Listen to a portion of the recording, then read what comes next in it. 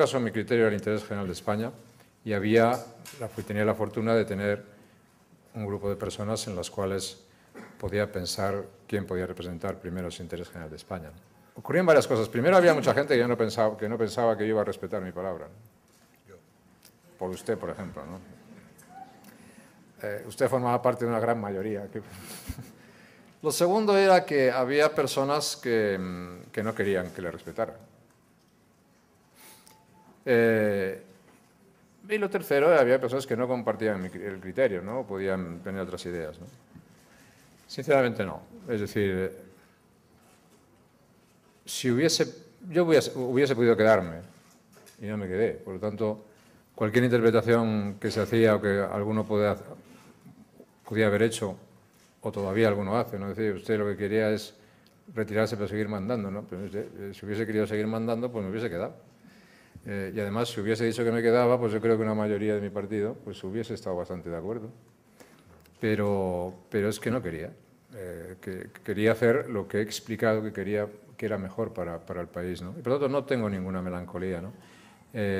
No tengo ninguna melancolía ni ningún deseo. Lo que tengo es muchas esperanzas y una gran gratitud. Yo agradezco mucho a mucha gente, ¿no? Agradezco mucho y a mucha gente aquí presente. Yo creo que por encima de, como decían las anécdotas, aquellos acuerdos fueron unos acuerdos positivos. Y la gente lo valoró positivamente. Sí, la gente lo valoró positivamente y dieron buenos resultados, eran unos acuerdos razonables, públicos, no había nada que se negociase que no fuese público.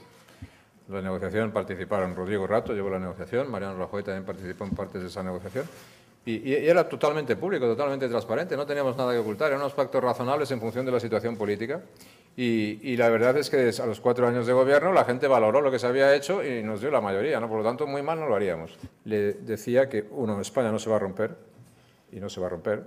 Dos, que en el supuesto de que alguien intentase romper España, antes, si venía ese intento desde Cataluña, antes se rompería Cataluña, y que aquello que nos estaban vendiendo en este caso, hay una visión de una Cataluña monolítica, única, que no admite contestación, eso no es verdad.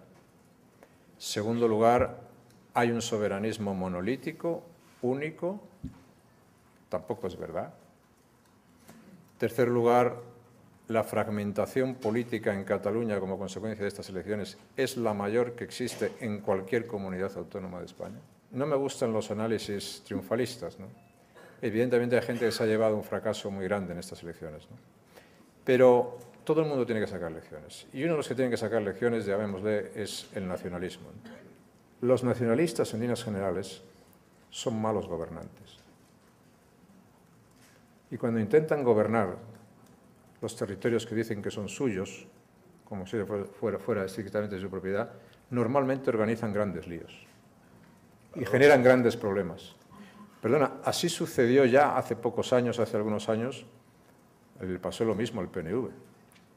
El órdago de la tregua de ETA, el órdago del plan de Estella, del pacto de Estella, el órdago del plan Ibarretxe, era prácticamente lo mismo que ahora. Ahora es otro órdago. Y esos órdagos en ningún caso se admiten. Que una cosa es acercar presos como consecuencia de unos pactos políticos con una organización terrorista y otra cosa distinta es que no exista ningún tipo de pactos, sino en virtud de lo que yo he dicho, pensar que eso puede en un determinado momento pues, ser visto por la opinión pública o facilitar las cosas, ¿no? En ningún caso se ponía en cuestión ni la política de dispersión ni en ningún caso se había una política ni de agrupamiento ni de acercamiento a otro tipo de cárceles en el País Vasco. Los gobiernos que yo presidí, era muy difícil que hubiesen mantenido las políticas que mantenían si la gente del Partido Popular en el País Vasco no hubiese aguantado y no hubiese pagado ellos y otros el precio tan elevado en términos incluso de vidas que se pagaron. Yo dije entonces que aquello eran gajes del oficio. Y lo vuelvo a decir ahora. Nunca pedí cuentas a nadie y no se la voy a pedir a estas alturas de mi vida, ¿no? ETA intentó matarme 4 veces, ¿no? Esa fue la vez que estuvo más cerca. Y, pues afortunadamente, con mi condición de superviviente, pues me dio todavía más fuerza para enfrentarme a lo que es el terror en España, para estar más cerca de las víctimas, para saber qué es lo que sentían, cuál era su dolor, pero yo no voy a pedir cuentas a eso por nadie. Habrá gente que, excepto su mujer probablemente, la persona que más deseaba el éxito de Mariano Rajoy en España era yo. Y que de todas las personas que había circulando por España, el único que yo no le iba a pedir nada era yo. Por lo tanto, a eso me remito. Es decir, el éxito de él será el éxito de España.